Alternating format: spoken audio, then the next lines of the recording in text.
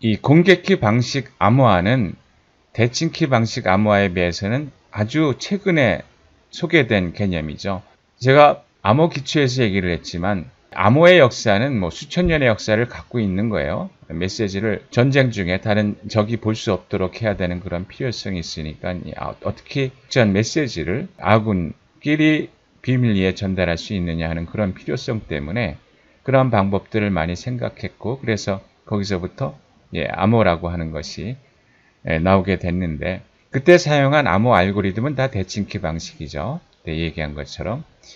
그런데 이 공개키 암호화 방식은 암호의 역사로 보게 되면 최근에 나온 개념이라고 얘기를 할 수가 있는데, 거슬러 올라가면은 76년에 처음으로 소개됐다고 볼 수가 있어요. D.P. 홀먼이. 그 다음에 77년에 이 RSA 암호 방식이 두 군데서 소개가 됐는데, 하나는 MIT에 있는 이 리베스트, 샤미어 앤 에들맨, 이 세 사람이 발표를 한 거고, 그거하고 동시에 요 GCHQ는 요 영국의 정보 통신 기관이죠. 미국으로 치면 NSA에 유사한 기관이라고도 볼 수 있고, 뭐 영국 경우에는 상식적으로 알고 있는 기관이 MI6, MI5라고 하는 게 있죠. MI6가 미국으로 치면 CIA에 해당된다고 볼 수가 있죠. 대외 정보 공작 업무를 담당하는 기관이고, MI5는 국내 정보 관련 업무를 담당하는 기관이고, 소설 영화에서 보는 제임스 본드가 이 MI6에 소속되어 있는 정보원이죠. 그 GCHQ라고 하는 정보기관에서 일하는 이 크리포드 칵스라고 하는 사람도 동시에 이 RSA 암호 방식 소개를 했어요. 근데 아무래도 학교 쪽에 있는 사람이 이런 발표 같은 것이 더 널리 알려지게 되죠. 그래서 이 개념을 발표한 이 세 사람의 앞글자를 따가지고 이름을 RSA라고 부르게 됐죠. 그래서 지금까지 RSA는 공개키 암호 방식으로는 가장 널리 사용되고 있는 거예요. 근데 뭐 최근에는 타원 곡선 방식이 안정성 같은 것이 인정되면서 ECC 방식이 굉장히 주목을 받고 그 사용 범위가 넓어지고 있죠. 자, 앞에서 원웨이 펑션을 얘기를 했고, RSA가 기반을 두고 있는 원웨이 펑션 개념은 팩토링 인티저라고 얘기를 했는데, 이 팩토링 인티저가 뭐냐 하면은 P와 Q는 아주 큰 소수라고 하죠. 소수. 그러면은 요 P, Q를 알고 있고 거기서부터 P 곱하기 Q 계산은 이건 굉장히 쉬운 계산이죠. 곱셈 계산이니까. 그런데 앞에서 원웨이 펑션 얘기했지만은 이 n을 알고 있을 때 P, Q를 찾는 이 계산은 무지무지하게 힘든 문제라는 거죠. 그러니까 못하는 건 아닌데 무지무지하게 어려운 계산이 된다는 거죠. 원웨이 펑션이죠. 앞에서 얘기한. 이 팩토링 인티저 원웨이 펑션의 기반을 두고 RSA가 만들어진 거예요. 좀 딱딱한 얘기를 하니까 여담으로 딴 얘기를 해보면은 제가 이 소수라는 거를 중학교 1학년 때 수학 시간에 배울 때 그 중학교 1학년 때 선생님이 소수를 소개하면서 소수는 소박 맞은 수다 이렇게 소개를 하셨어요. 그 이유는 4 그러면은 4는 2 곱하기 2, 6 같은 경우는 2 곱하기 3, 뭐 8 그러면 2 곱하기 2 곱하기 4 되고, 2는 4 이런 식으로 되잖아요. 그것도 뭐 3 곱하기 3 이런 식으로 해서 이 짝을 만들어서 이 수를 만들 수가 있는데, 근데 뭐 3이라든지 5라든지 7은 그 짝이 없잖아요. 1 곱하기 3, 1 곱하기 5, 1 곱하기 7 이런 거 외에는 짝이 없잖아요. 그렇죠? 그래서 이게 우리가 소수라고 얘기를 하는데, 이 소수라고 하는 이유가 소박 맞은 수기 때문에, 짝이 없는 수기 때문에 소수다. 이렇게 우리가 이해하기 쉽게 이렇게 말씀하신 것 같은데, 그래서 그 소수에 대한 일종의 이제 그 설명이 오랫동안 남아가지고, 저는 소수하면은 소박 맞은 수, 소박 맞은 수, 뭐 재수없는 수, 뭐 이런 식으로 생각을 했는데, 근데 시간이 지나면서 이게 소수가 뭐냐, 어떤 수냐 하는 거를 이해하면서 이게 완전히 제가 잘못 이해를 하고 있다. 그런 거를 이제 깨달았는데, 소수는 이거죠. 이거 한자로 쓰면은 이거예요. 이 소라고 하는 게 뭐야? 이게 화학 원소 할 때 그 소죠. 근원이고 이것도 뭐 거의 바탕 그런 의미죠. 그러니까 화학 경우에 화학 원소라는 게 뭐예요? 물질을 구성하는 근본적인 요소들, 결국 여러 가지 물질들이 자연에 있는데 궁극적으로 그 물질을 구성하는 것이 뭐냐? 결국 뭔가 그 궁극적인 걸로 모든 물질들이 이루어지지 않았겠느냐. 그래서 그거를 옛날부터 찾아 들어간 거고 우리가 아는 화학 원소라는 게 그거죠. 이 소수라고 하는 게 수의 세계에서 그 화학 원소에 해당되는 거죠. 이 글자가 그렇잖아요. 자연에 무수히 많은 수가 있는데 결국 이 수를 구성하는 이 근본적인 수가 뭐냐? 그게 소수라고 하는 거죠. 그러니까 4라고 하는 수는 결국 2 곱하기 2로 되고 6은 2 곱하기 3으로 되고 그럼 2나 요 3 같은 것들 2나 3은 더 이상 어떤 다른 수로 분해되질 않잖아요. 그러니까 요 1, 2, 3, 5, 7 이런 수. 그러니까 더 이상 분해되지 못하는 수. 요거를 소수라고 얘기한 거고 이 수에 집착해서 수를 연구하는 사람 입장에서는 이 자연의 그 모든 수의 궁극적인 근본 수를 찾아 들어가는데 그게 소수인 거죠. 옛날 피타고라스 학파 같은 경우에는 2000여 년 전에 이 사람들은 수를 신성시했어요. 그 얘기는 이 수를 통해 가지고 신이 자신의 모습을 보여준다. 그래서 수에서부터 어떤 신의 모습을 찾은 거죠. 그 수를 신성시한 거죠. 그런 사람들 입장에서 보면은 이 소수라고 하는 거는 굉장히 그러면 신성시되는 수라고 볼 수가 있죠. 왜냐하면 모든 수를 이루고 있는 근본 수니까. 그래서 우리가 한자로 얘기할 때 이 소를 써가지고 소수라고 얘기를 한 거죠. 근데 그런 수를 그런 이 근본이 되는 수를 중학교 1학년 때 수박 맞은 수라고 해가지고 항상 재수 없는 수, 수박 맞은 수 이렇게 생각을 오랫동안 했으니까 좀 우스운 일이죠. 그리고 분수에서 소수할 때는 이제 이 수를 쓰고 이 소박 맞았다 할 때는 한자로 우리가 쓸 때는 이 쓰고 해서 요거는 우리가 소통할 때 쓰는 소예요. 그리고 박은 뭐 박하다, 뭐 얇다, 그러니까 뭐 적다는 거죠. 그래서 이 소박 맞다는 말은 한자로 치게 되면은 이 소통이 부족하다는 그런 의미에서 소박이라는 뜻이 담겨 있는 거예요.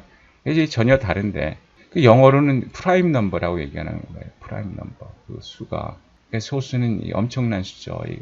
이 근본수예요. 근본수. 모든 그 수많은 수를 이루는 근본수. 그게 소수라는 건 그런 의미예요. 자, 먼저 결론부터 얘기를 하면은 RSA 암호 방식 경우에는 공개키가 요 n하고 2가 있어요. 이건 물론 다 양의 정수예요. 그 다음에 개인키가 d가 있고. 그래서 암호화는 공개키를 이용해서 암호화를 시킨다 그랬잖아요. 이렇게 암호화를 시켜요. x를 암호화를 시킬 때 이렇게 계산을 해서 암호문이 y가 되는 거죠. 복호화는 개인키를 이용해서 암호문을 이런 식으로 계산을 해서 원래 평문 x를 찾아내게 되는 거죠. 그래서 결론적으로 얘기하면 RSA의 경우에는 공개키하고 암호키가 이렇게 주어지고 암호화 복호화가 이런 식으로 이루어지게 되는 거예요. 그럼 제일 먼저 RSA의 공개키와 개인키를 어떻게 만드느냐 하는 그거를 살펴봐야 되겠죠. 제일 첫 번째 단계에서 아주 커다란 소수 두 개를 선택을 해요.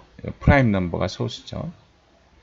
그래서 PQ라고 하면은 크기는 2의 512승보다 작은. 이 뭐 실제로는 굉장히 큰 값이 되는 거죠. 그 다음에 이 PQ의 곱을 구해요.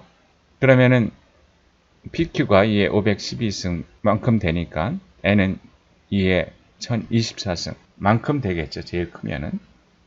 그 다음에 P-1, Q-를 곱해서 자, 일단 여기 이제 오일러 함수인데 요건 이제 무시를 하고 곱한다. 그럼 그 곱해서 나온 이 값 중에서 값이 있겠죠. 이건 위에서 구했고 그 값 중에서 요게 2를 찾는데 어떤 2를 찾느냐 하면은 GCD는 Great Common Divisor, 그러니까 최대 공약수가 1이 되는 거. 그 얘기는 뭐예요? 최대 공약수가 1이라는 얘기는 둘 사이에 약수가 없다는 얘기죠. 그러니까 다시 말하면은 두 개의 수는 서로 소라는 얘기죠. 서로 소. 그래서 요 값하고 서로 소가 되는 2를 찾아요. 그러면은 요 값은 계산했고 요거 찾았죠. 그렇게 해서 요 식이 만족되는 요 D를 찾아요. 그럼 다 끝난 거예요.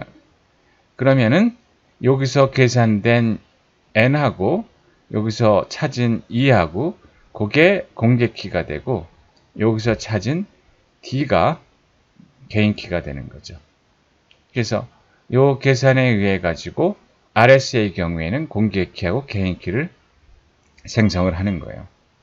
그럼 인크립션과 디크립션은 어떻게 하느냐? 이건 앞에서도 얘기했지만은 자, 메시지를 일단 숫자로 바꾸죠. 이거 뭐 바이너리로 돼 있으니까 바이너리 값 그대로 써서 앞에서 얘기했지만은 공개키 그거를 이용을 해서 이 계산을 하게 되면은 암호문을 만들 수가 있는 거죠. 그다음에 복호는 개인키가 D죠.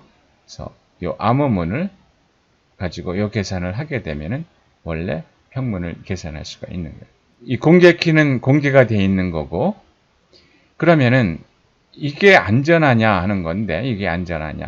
누구든지 공개키는 알고 있는 거고 그 다음에 이 암호문은 누구나 볼 수가 있는 거죠. 그럼 여기서부터 공격자는 평문을 찾으려면은 요 계산을 해야 되니까 요 D를 찾을 수 있으면 되는 거죠. 여기서부터 D를 찾을 수 있으면 공격자는 모든 암호문을 이거는 알고 있는 공개되어 있는 거고 중간에 갈취해 볼 수 있는 암호문을 다 해독할 수가 있는 거죠. 만약에 D만 찾을 수 있으면은. 근데 그게 가능하냐?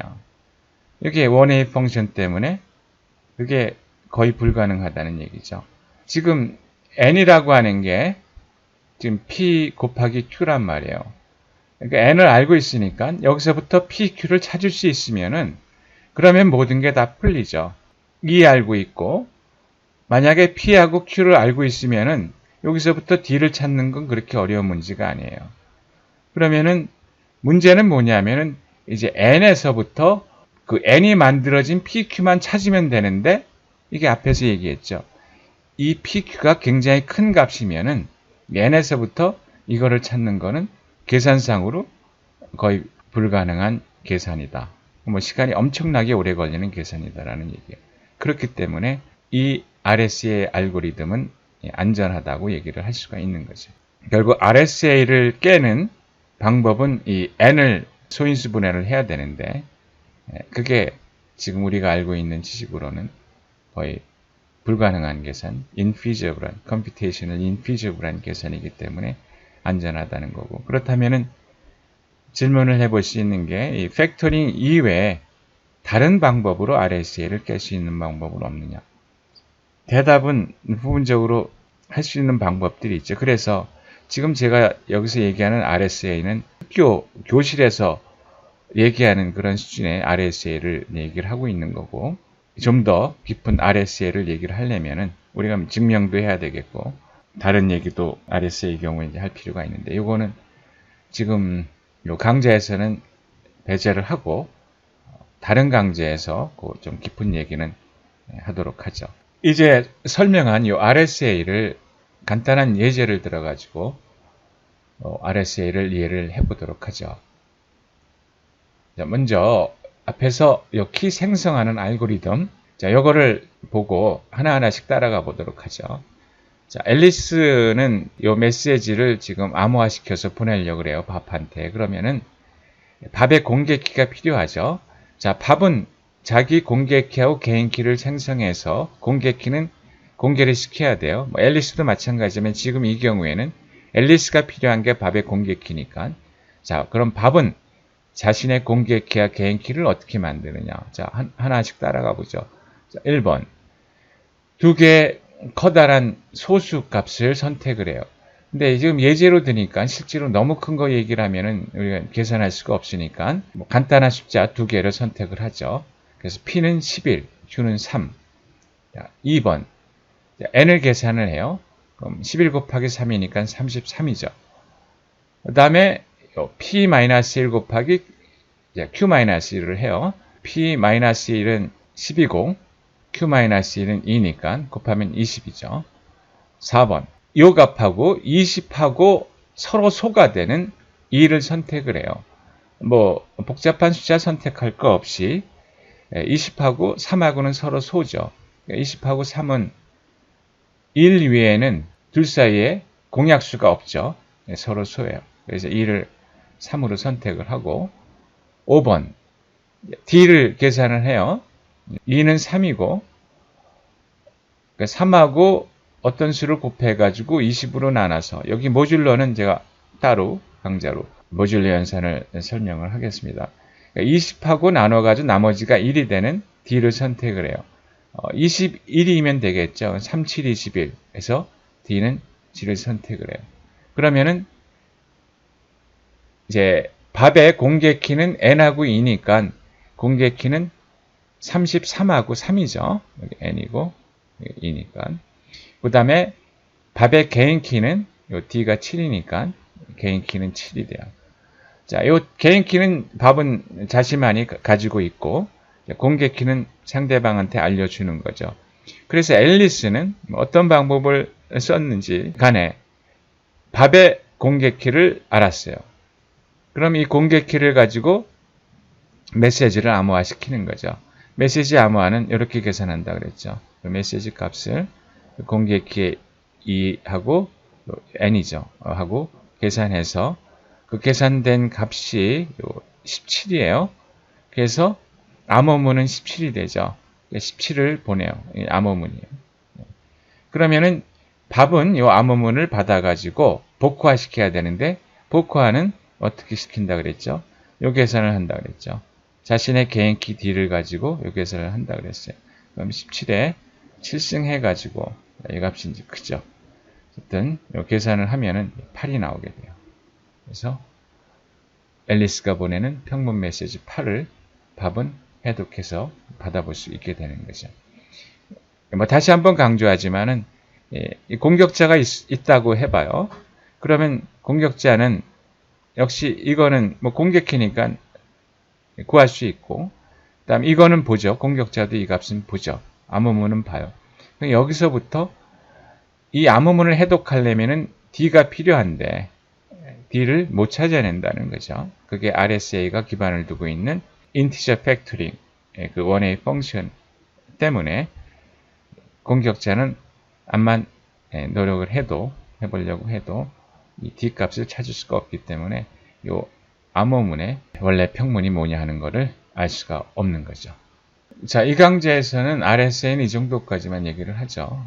더 깊은 RSA 얘기는 강좌를 달리해서 얘기를 하도록 하죠. 그래서 이 강좌에서 얘기한 RSA 내용을 정리를 해보면은 RSA는 현재 가장 널리 사용되는 공격키 암호 방식이다라는 거고, 그런데 여기서 주목해야 되는 건 뭐냐면은 RSA는 주로 어디에 이용을 하느냐 하면은 전자서명하고 대칭키 교환에 이용을 해요. 제가 서두에서 공격키 암호의 응용을 얘기할 때 세 가지를 얘기했었죠. 이게 당연히 암호 알고리즘이니까 암호화, 메시지 암호화에 사용되는 건 당연하고요. 그 다음에 공격키는 대칭키하고 다르게 전자서명과 대칭키 교환 하는데 응용될 수 있다고 그랬는데, 이 공격키 경우에는 암호화보다는 오히려 전자서명이 제일 큰 비중을 차지한다고 볼 수가 있고, 그 다음에 이 대칭키 교환 몇 가지 방식이 있는데, 근데 그 중에서 한 가지 방식이 이 공개키를 이용을 해서 대칭키를 교환할 수 있어요.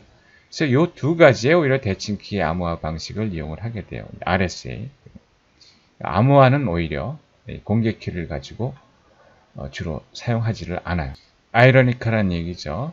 근데 그 이유는 뭐냐면은 이 RSA 계산 시간 때문에 그래요. 긴 메시지를 RSA를 이용을 해서 암호화 혹은 복화를 시킬 때 이 대칭키 암호화 알고리즘보다 시간이 굉장히 많이 걸리게 되죠. 몇 배 많이 걸려요. 그래서 계산 시간 때문에 실제 긴 메시지 암호화는 대칭키 알고리즘으로 하고, 그럼 대칭키 알고리즘 경우에 이제 대칭키를 전달 내지 분배, 그런 문제가 있는데, 그때 이 RSA를 이용을 하는 거죠. 그래서 RSA는 직접 긴 메시지를 암호화시킬 때, 그때는 사용하는 경우는 드물다. 물론 사용해도 되죠. 근데 시간이 많이 걸리는 문제가 있는 거죠. 그리고 현재 컴퓨터 환경에서 1024비트는 소인수 분해할 수가 없어요. 그러니까 안전한 거죠.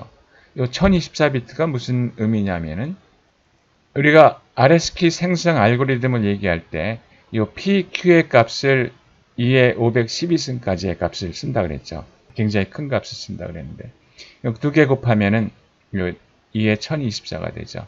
그래서 이 정도의 PQ 큰 값을 쓰게 되면은 RSA는 현재 컴퓨팅 파워를 고려를 할 때 안전하다는 얘기죠. 그러니까 이 정도 큰 값의 N은 PQ 값을 찾을 수 없다는 얘기가 되는 거죠. 하지만 장기적인 보안을 이용해서는 2048비트나 두 배죠. 3076비트까지 사용하는 것을 권고는 하고 있죠. 근데 1024비트면은 현재 수준에서는, 그리고 상당한 시간 동안 충분히 안전한 그런 길이라고 얘기를 할 수가 있죠. 근데 실제로 구현을 할 때 아무 생각 없이 단순하게 구현을 한다 그러면은 여러 가지 공격에 노출될 수가 있어요. 약점이 있는 거죠. 실제로 이제 구현할 때는 굉장히 세심한 구현을 해야지만 원래 RSA가 의도한 안전한 암호 알고리즘으로 사용할 수가 있다. 그 다음에 여기서 제가 그냥 넘어가기가 참 미안한 그런 부분이 있는데, 그 RSA를 얘기를 했고 앞에서 대칭키 암호 방식으로 DES하고 AES를 얘기를 했는데, 요거를 그래도 좀 비교를 해봐야 되죠. 비교를 해봐야 되는데, 근데 문제는 그 마땅한 자료가 없어요. 왜냐하면 이게 CPU를 뭘로 쓰고, 그 다음에 그 알고리즘 구현하는 데 있어서 약간의 차이가 있을 수가 있고, 여러 가지 요인이 있기 때문에 실제로 이걸 정형화된 어떤 표준적인 그런 비교치를 제시하기가 못하고, 그리고 제가 보기에는 그런 이제 마땅한 그런 자료를 구하기가 쉽지가 않아요. 이 논문을 그냥 인용을 했는데, 이 참고용으로만 쓰세요. 이 비교를 해보면은 이게 세 가지 알고리즘이죠. 하여튼 우리의 목적은 그냥 이 세 알고리즘의 비교를 한번 보는 데 목적이 있으니까 그런 정도로 참고를 해보도록 하죠. 여기 지금 패킷 사이즈, 데이터 길이에요. 그 다음에 여기 암호화 시간이고 복호화 시간인데, 이게 보게 되면은 RSA가 DES나 AES에 비해서 굉장히 많이 걸리는 것을 볼 수가 있죠. 그래프를 그려보면은 초록색이 RSA고, 그 다음에 이 빨간색이 AES고 파란색이 DES예요. 이 AES에 비해서 RSA가 상당히 시간이 많이 걸린다는 것을 볼 수가 있죠. 그래서 이거를 참고용으로만 사용해 달라는 걸 다시 한번 강조해서 얘기를 하고, 자, 근데 확실한 거는 뭐냐면은 RSA는 대칭키 암호화 방식에 비해 시간이 오래 걸리는 건 확실한데, 그거는 분명한데 얼마나 오래 걸리느냐, 요거는 저는 얘기를 할 수가 없어요. 이건 그 구현 환경이라든지 또 이제 알고리즘 어떤 식으로 썼느냐, 여러 가지 요인이 걸리기 때문에 2배다, 3배다, 그거는 제가 얘기할 자신이 없어요. 그 다음에 일반적으로 RSA는 복호화 시간이 암호화 시간보다 오래 걸려요. 이거는 우리가 간단한 RSA에서도 봤지만은, 암호화 시킬 때는 8의 3승 계산을 하잖아요. 원래 얘기는 하지만, 근데 이게 복호화 시킬 때는 이 값이 굉장히 커지죠. 17의 7승이니까 값이 커지죠. 그래서 보통 복호화 시킬 때 계산하는 양이 더 많아져요. 그리고 이상하게 들릴지 모르지만 지금 예에서 우리가 이 값을 3으로 정해서 썼는데, 실제로 RSA를 쓸 때 2를 3으로 써요. 그게 상당히 놀랍죠. 이렇게 작은 값을 써도 될까? 안전할까? 그런 생각이 드는데, 실제로 RSA가 2는 3을 써요. 그 얘기는 암호화 시킬 때 계산은 굉장히 간단한 거죠. 왜냐하면 3승이니까. 복화 경우에는 굉장히 계산량이 많아지게 되죠. 그래서 복화 시간이 더 길다. 근데 앞에 표는 복화 시간이 더 짧게 나왔어요. 그래서 왜 그런지는 제가 얘기를 할 수가 없어요. 이상으로 RSA의 클래스룸에서 얘기하는 수준의 RSA를 얘기를 했는데, 사실 기본적으로 RSA에 필요한 지식은 이런 정도 알고 있으면 된다고 볼 수가 있고, 더 깊은 지식은 강좌를 달리해가지고 얘기를 하도록 하겠습니다.